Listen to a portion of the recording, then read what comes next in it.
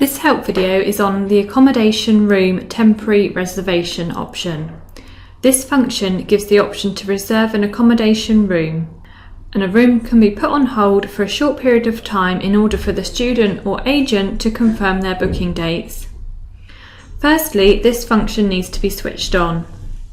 So if I go to Maintenance and Settings, General Settings, select on Company and Company.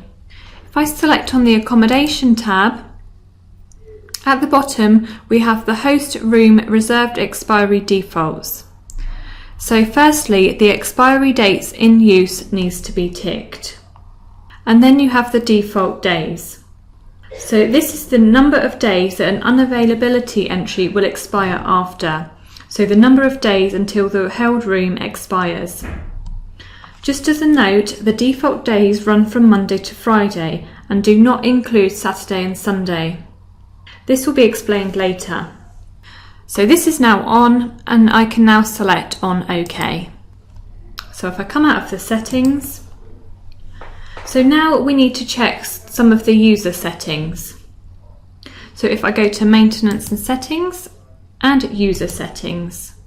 So if I go into one of the users, so there's a specific permission that needs to be ticked to ensure that this function works correctly.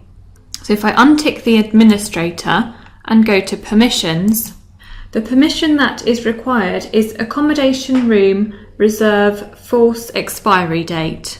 So I'm just going to scroll down to find that. Here, accommodation room reserve force expiry date. That must be ticked. This must also be ticked for all administrator users as well for this function to work.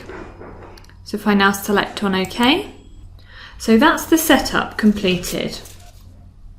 So if I now go into a host record, so if I go to the accommodation browse and go into one of the families, so within a host record, if I select preferences and rooms and double click into one of the rooms, here you have the unavailable button, which can put the room on hold for a temporary period.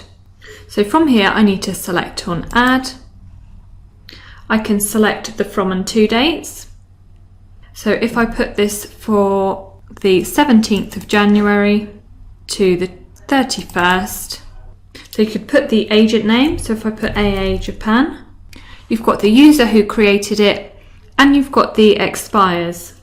If your user is an administrator, as I'm logged in as, you can put the expiry date to whatever you like. If this is a normal user logging in with the permissions ticked, not an administrator, this would default to the 7-day period from today. So as I'm administrator, I can put the expiry date to whatever I like. So if this open up the calendar, I'm going to leave this room on hold until the 28th of November. So if I select OK, that room has now been put on hold.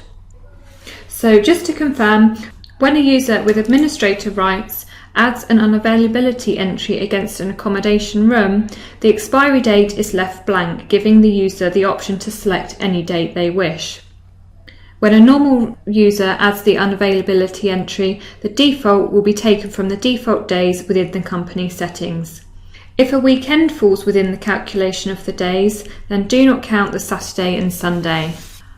Then, when the user logs into class, the room availability that has expired will be purged from the system, and unavailability that is due to expire the following day for that particular user will automatically be displayed on the screen.